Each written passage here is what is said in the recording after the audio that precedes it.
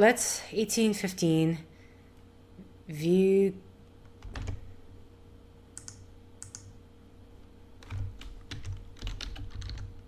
I completely spelled that wrong.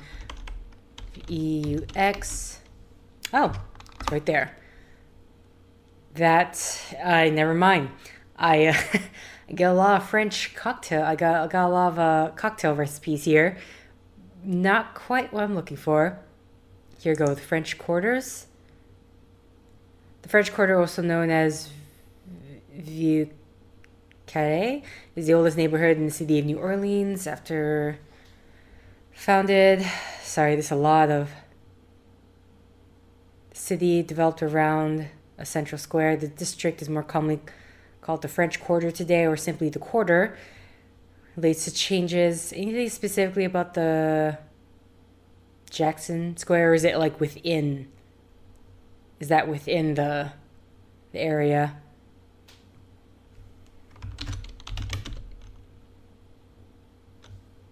Okay. French Quarters looking towards Jackson Square.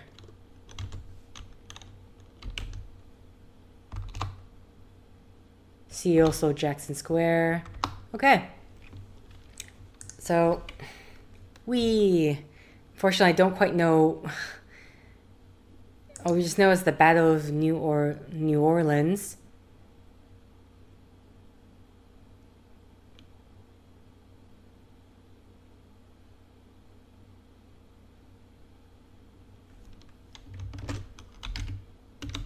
So I get Andrew Jackson. Which, now that I think about it, that place is probably named after him. Makes sense. Straight Jacksons. Jackson. Andrew Jackson.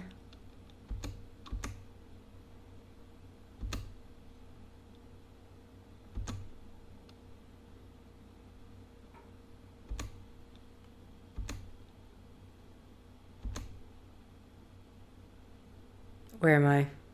Where's my... Oh, it's at the side there.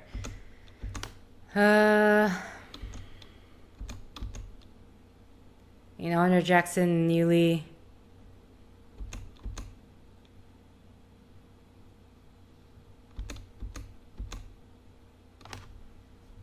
Where is... Here you go. Actually, this would probably be able to tell me.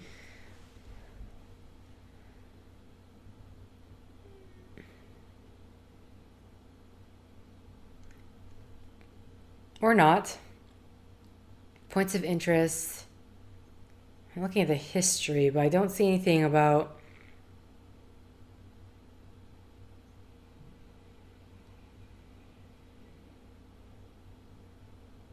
In the Reconstruction era.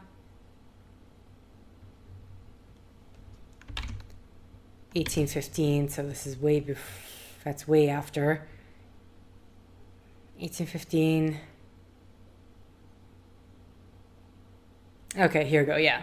So renamed after General Jackson. During the first half of the 19th century, for the battles victorious General Jackson. I'm sorry, I just want to find the specific information that leads to this.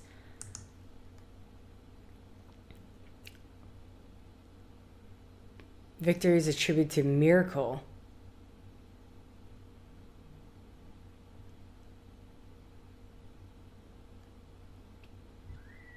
Okay, well, there's the God part. Withdrawal of the British, siege of Fort St. Philip's. Okay, so it turns out I wasn't even close. I kept looking in the Florida area, but it was really in Louisiana. Though there was mentions of Louisiana, but fortunately the other guy's name did not show up at all, which possibly because it wasn't him. But yeah, that's all I got. So... Going to reset all of this, and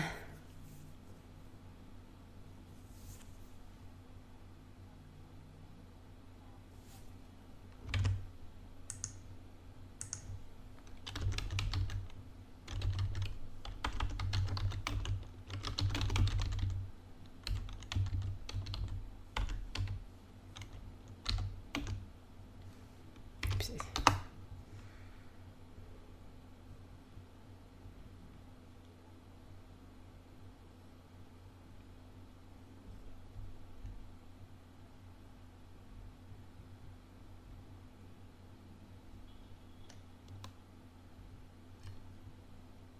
Here's my problem. If I put pyramid, they're going to talk about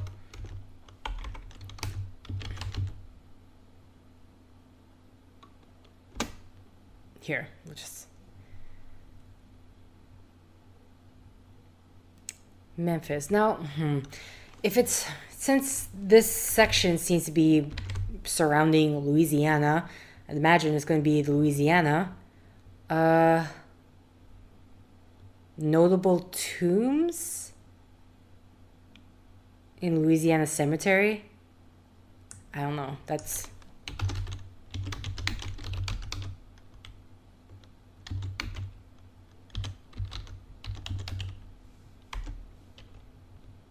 let's see. There's Cemetery 1 and there's Cemetery 2.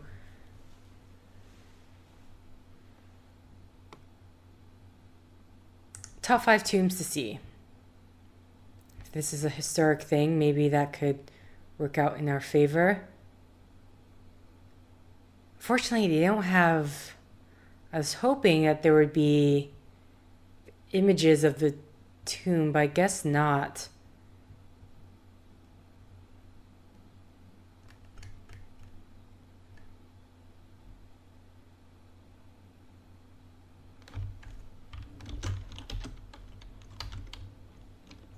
Okay, try to spell pyramid, didn't work out.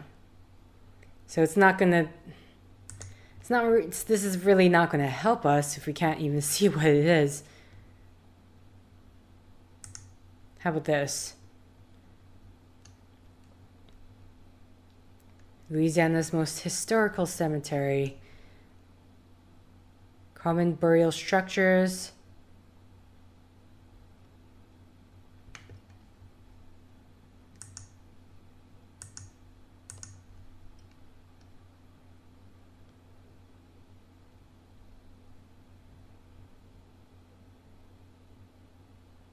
Tomb of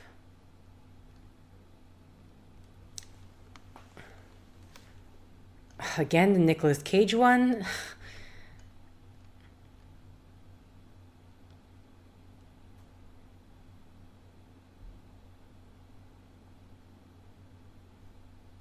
So maybe it's not the number 1 because we have there's number 2 as well.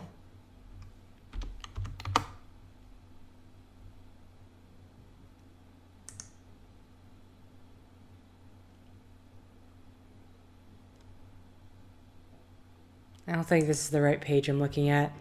Find the grave. Oh,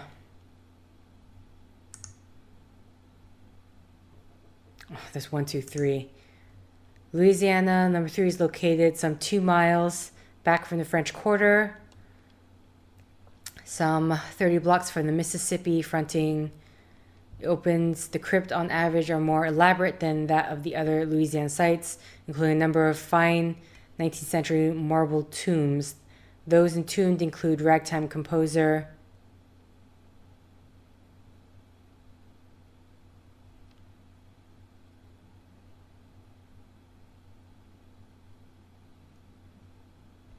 so it says something. If I type in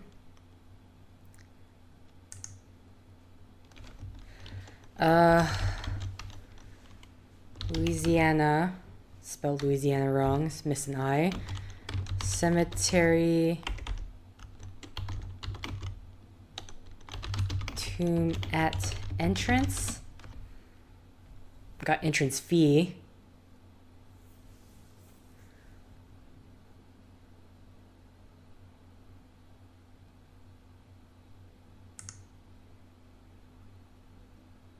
Brunswick. Flashy tombs of...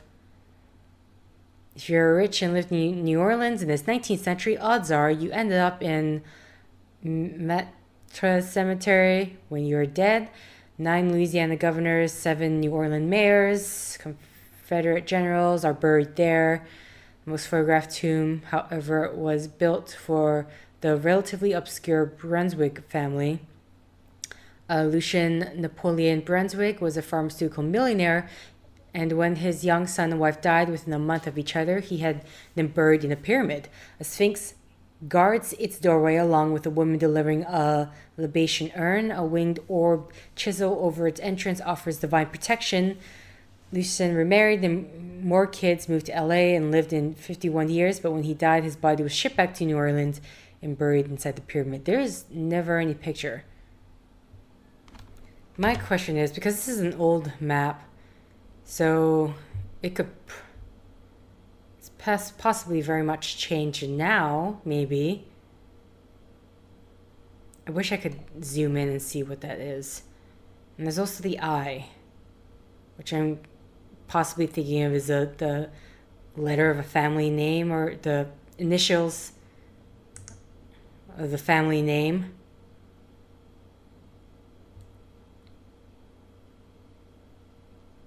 Maybe. Or it could mean something completely different. Family pyramid erected at the center now sits near the basin, welcoming those who enter.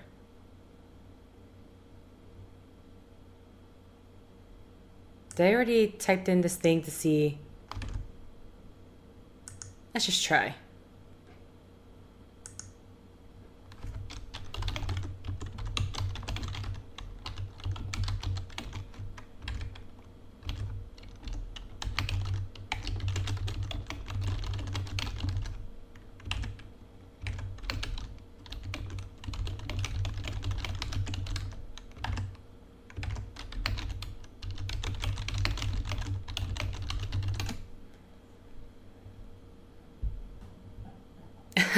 Egypt's long-lost pyramid. These are tombs people have seldom built. Nearly every noble family name associated with the history.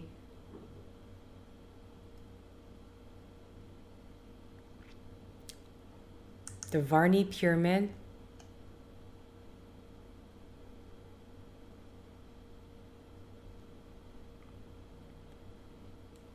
Okay, first I'm just going to scroll for pictures.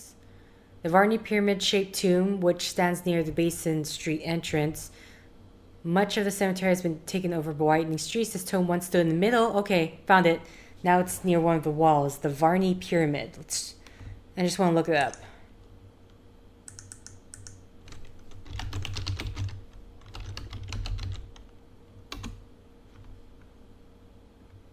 Oh, so this was it that I was looking at. And Basin Street. Huh, go figure. Yeah, nothing much about it. So, Varney. V-A-R-N.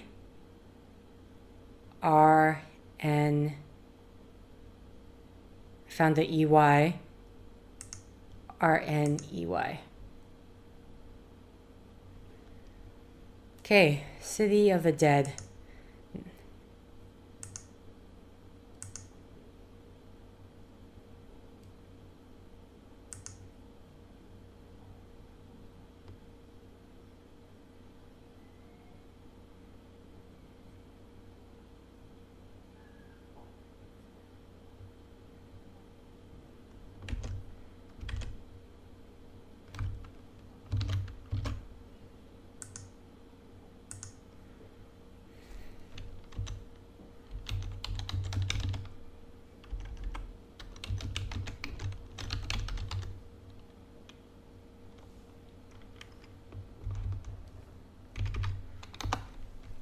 So, I tried to go for the hint, and it says sometimes a penny is just a penny.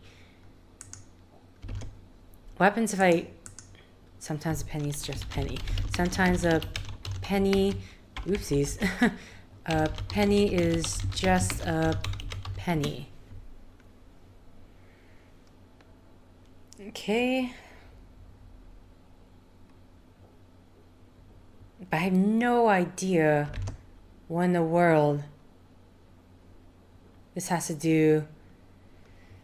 Are we talking about... You know what? I'm just going to go for another hint because this... A corpse going to a ball. Okay, so this is, so I was wondering if, like, is this a story? But where do I even...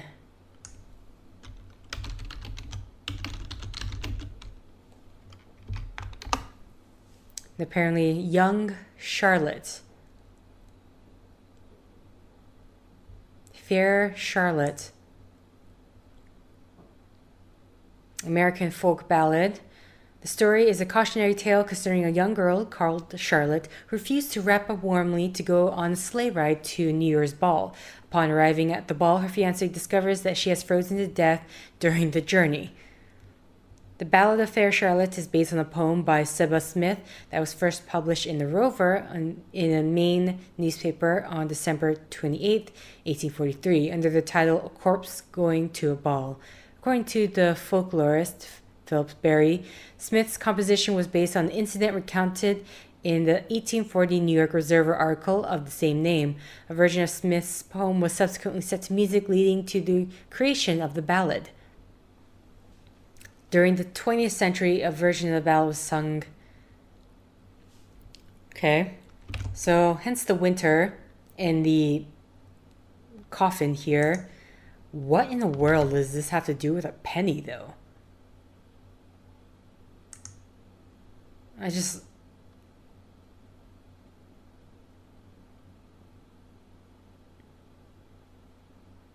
Do we have the actual ballad itself?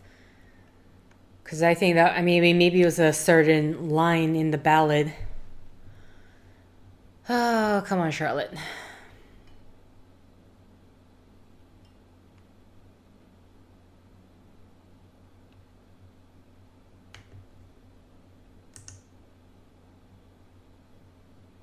Okay, let's stop this because this is taking forever. Okay, here's the lyrics.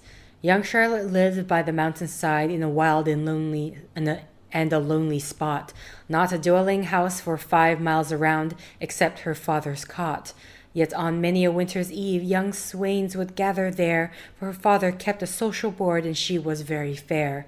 Her father loved to see her dressed fine as a city belle, for she was the only child he had, and he loved his daughter well.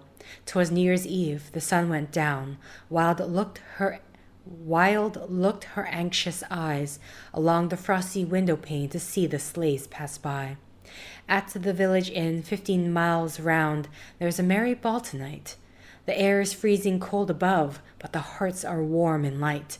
And while she looked with longing eyes, then a well-known voice she hears, and dashing up to the cottage door, young Charlie's sleigh appears. Her mother says, my daughter dear, this blanket round you fold, for it's a dreadful night abroad, you'll take your death out cold. Oh, no, no, young Charlotte said, and she laughed like a gypsy queen, for to ride in blankets muffled up, I could never be seen. My silken coat is quite enough, 'tis lined, you know, throughout, and then I have a silken scarf to tie my face about. Her gloves and bonnet being on, she jumped into the sleigh, and away they ride over the mountainside and o'er the hills away. There's merry music in the bells as o'er the hills they go, for the creaking rake the runners make as they bite the frozen snow. Then o'er the hills and faster o'er. I know it's supposed to be over, but I don't know how I'm actually supposed to pronounce it. And by the cold starlight, when Charles, in these frozen words, at last the silence broke. Such a night as this I never knew, my reins I scarce can hold. Young Charlotte said with a trembling voice, I am exceeding cold. He cracked his whip, which urged his steed much faster than before, and then the other 5 miles round in silence were rode o'er. How fast, said Charles, the freezing ice is gathering on my brow. Young Charlotte said with a trembling voice, I am growing warmer now. That's not good. Then over the hills and faster over, and by the cold starlight, until they reached the village inn and the ballroom was in sight. They reached the inn and Charles sprang out, and giving his hand to her, why sit you like a monument, what have no power to stir? He called her once, he called her twice, but yet she never stirred. He called her name again and again, but she answered not a word. He took her hands in his. Oh God, 'twas cold and hard as stone. He tore the mantle from her brow, and the cold stars on her shone. Then quickly to the lighted hall her lifeless form he bore, for Charlotte was a frozen corpse, and the work spake never more. He threw himself down by her side, and the bitter tears did flow. He said, "My young intended bride, I never more shall know." He flung his arms around her neck and kissed her marble brow. His thoughts went back to the place she said, "I'm growing warmer now." He bore her out into the sleigh, and with her he rode home. And when they reached the cottage door, oh, how her parents mourned. They mourned for the loss of their daughter dear, and Charles mourned over the gloom. When Charles' hearts with grief did break, they slumber in one tomb. Okay. What in the world does that have to do with a penny? The penny drops. Image of someone waiting for a penny in a slot machine. Yeah, okay. Well, Charlotte, huh? Assuming that is the name I'm going for. S-A-A-R. Sorry. Charlotte spelled with just one L, two T's. One L, T-T-E. Seriously, what does that have to do with a penny? This is four, so this is a 4 combination. China doll. House of Brole?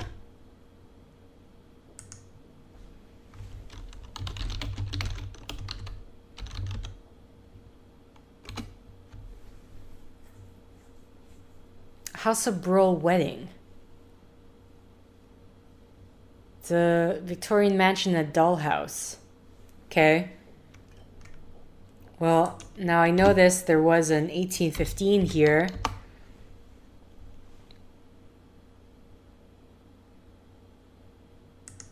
Well, let's look at it.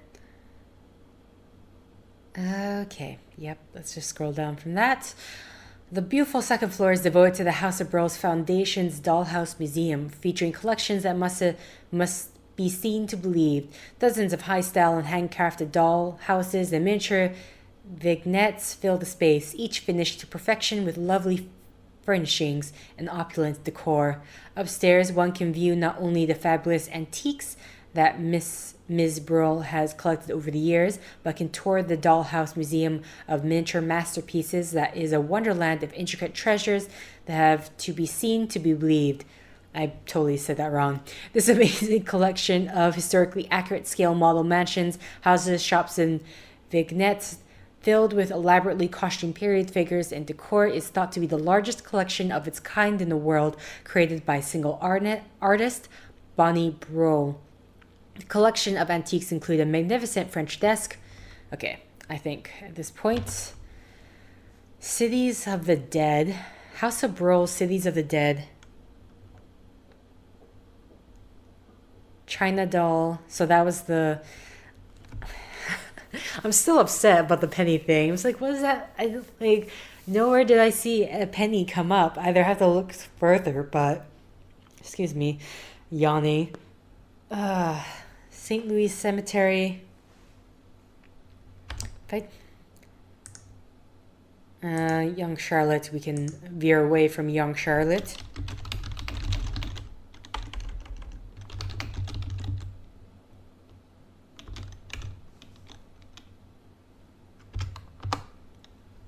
And that's just about the above ground tombs. Yeah, okay. So, what does the House of Brole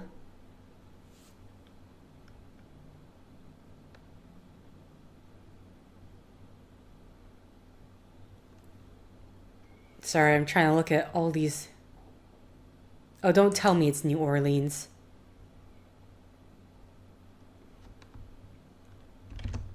Okay, got one, so I have 3 left. Orleans.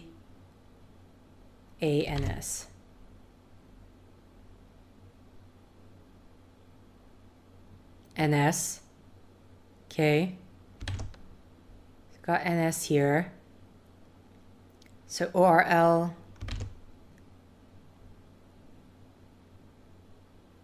What's our 3 combinations? Here go.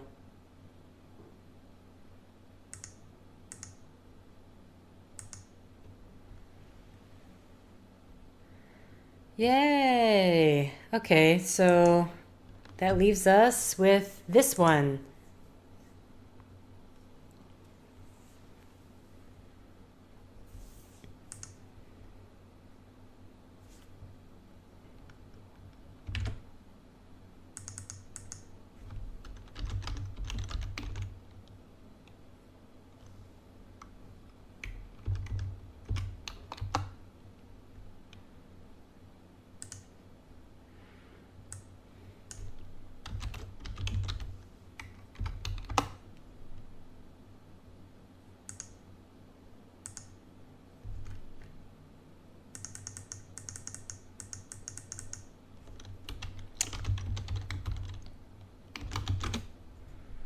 Mississippi.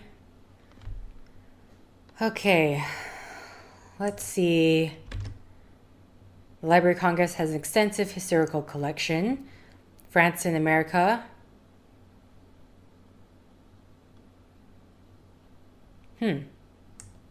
Has. See, now I have to look that up as well. If I just type in.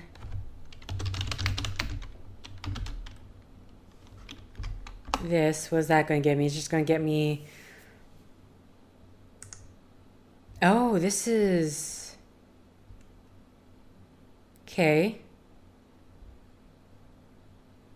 Conceived in partnership with France's National Library, the Bibliothèque Nationale de France, French in America, is a bilingual digital library made available by the Library of Congress. It explores the history of the French presence in North America from the first decades of the 16th century to the end of the 19th century. Though direct digital access to complete books, maps, and other documents from the collection are partners of the library, the project illuminates 2 major themes in the history of relations between France and the United States: the role played by France in the exploration and settlement of the continent and its participants in several events which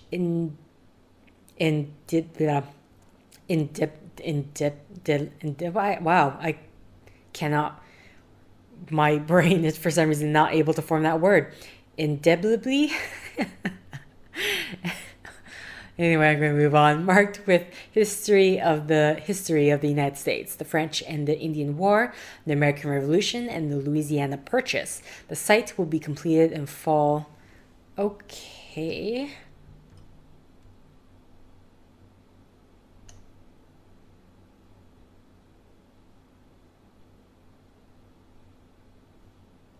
So is this quite what I'm looking for?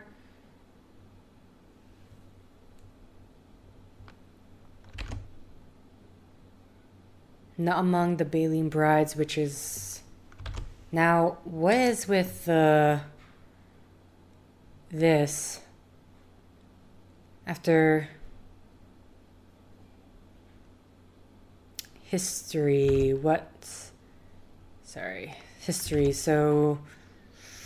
Let's talk about colonial history. Let's go from there. The European settlement of Mobile began with French colonists who in 1702 constructed Fort Louis de Louisiana at a 27-mile bluff on the Mobile River as the first capital of the French colony of La Louisiana. It was founded by French-Canadian brothers Pierre Lemon de Ville and Jean-Baptiste. All these names I can't say, to establish control over France's Louisiana claims. Bienville was appointed as royal governor. Though most of the Pelican girls in 1704, the ship Pelican delivered 23 French women to the colonies. Passengers had contracted yellow fever at a stop in Havana. Though most of the Pelican girls recovered, numerous colonists and neighboring Native Americans contracted the disease in turn and died. Okay. So there's that. So that's what the 1703 is. Now, is this also going to have nicely organized geography, climate? There's a lot more to this, but history. You don't have a section about history, subsequent history. No, wait, colonial era is right above. The first permanent settlement in French Louisiana was founded at Fort Maurepas now in Ocean Springs, Mississippi, and referred to as Old Biloxi in 1699 under the direction of Pierre all these names, with Louisiana separated from Spanish Florida at the Perdido River near Pensacola.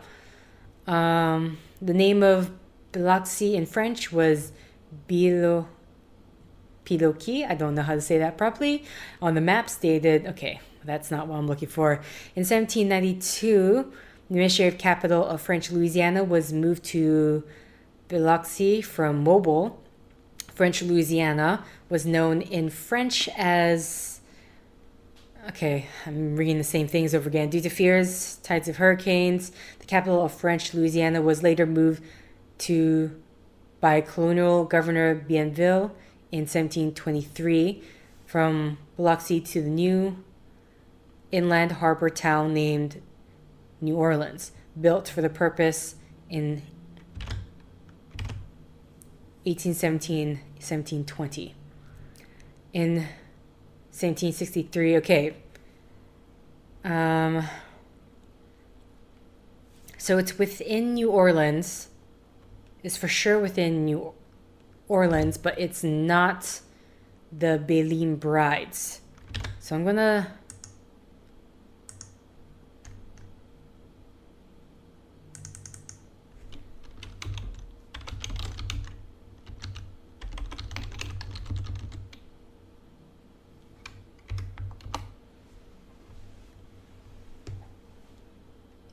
Okay, and the Baleen Brides was 1721.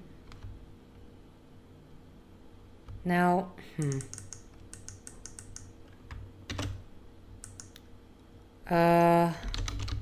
Library of Congress.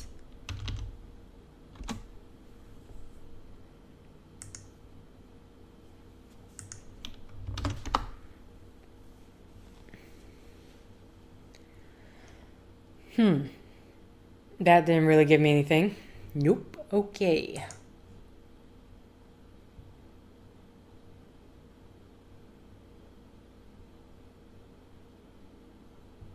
How about this?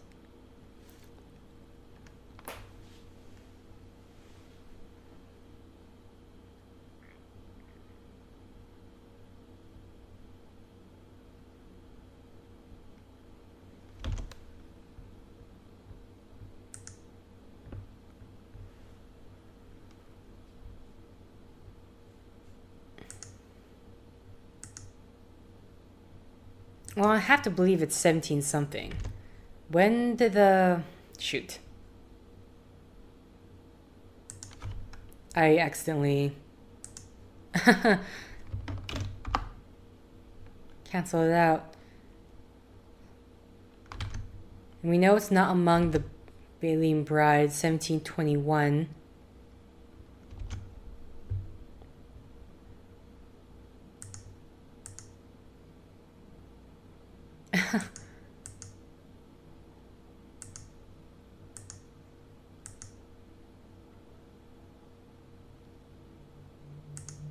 Yes, I'm literally just...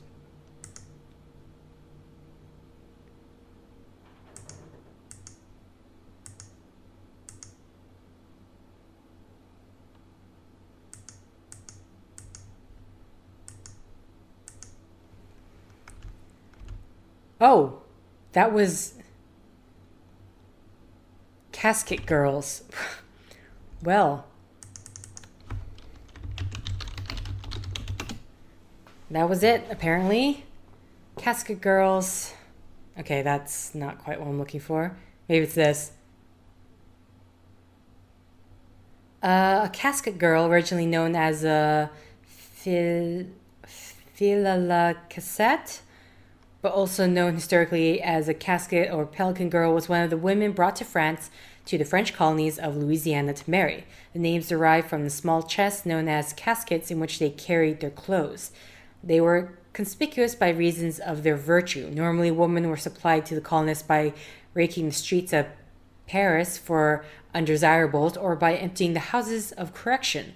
The casket girls, however, were recruited from church charitable institutions, usually orphanages and convents, and although poor, were practically guaranteed to be virgins. For this reason, it later became a matter of pride in Louisiana to show descent from them.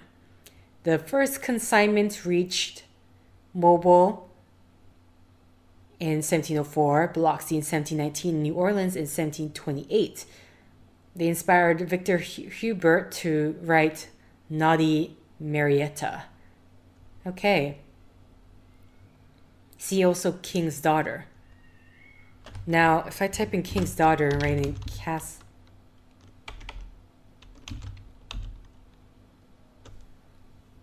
Okay. King's Daughter, Casket Girl, Prostitutes, Library of Congress. Go figure. And this is the site that I looked at before between the two of them. I just did not know what in the world, where do I even start? King's Daughters, Casket Girls. When Canada became a royal province in 16... King's Gift. Did I read this? No, I read The King's Daughter, but I don't think I had Casket Girls because it's for a different site.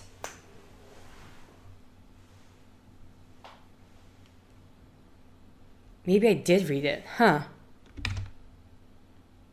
Okay. Oh no, but I didn't need... I need the particular date. Which...